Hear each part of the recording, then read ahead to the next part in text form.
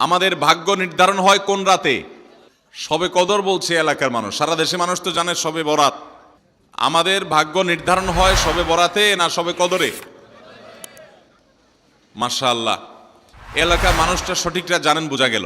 শবে বরাতে যত মানুষ মসজিদে আসে আমাদের দেশে, সারা বছরের অন্য কোনো রাত দিন অন্য কোনো সময় এত মানুষ মসজিদে আসে, কারণ কি? শবে বরাতে মানুষ মসজিদে বেশি আসে কেন? সারা দেশের মানুষ তো জানে ভাগ্য নির্ধারণ হয় শবে বরাতে। ভাইরা আমার, কোরআনে হাকিমে সূরা দুখানের 3 এবং 4 নম্বর আয়াত যদি আপনি দেখেন, আল্লাহ রাব্বুল আলামিন ইরশাদ করেছেন, ইন্না আনজালনাহু ফি লাইলাতিন মুবারাকাহ ইন্না কুন্না মুনজিলিন ফিহা ইউফরাকু কুল্লু আমরিন হাকিম। আল্লাহ বলেছেন, আমি নিশ্চয় কোরআনকে নাজিল করেছি, অবতীর্ণ করেছি একটি বরকতময় রাতে। কোন রাতে বরকত নাজিল করেছেন আল্লাহ তাআলা? বরকতময় রাতে কোরআন নাজিল করেছেন আল্লাহ বলেছেন। আর এই বরকতময় রাতটা কোন রাত যে রাতে কোরআন নাজিল হয়েছিল?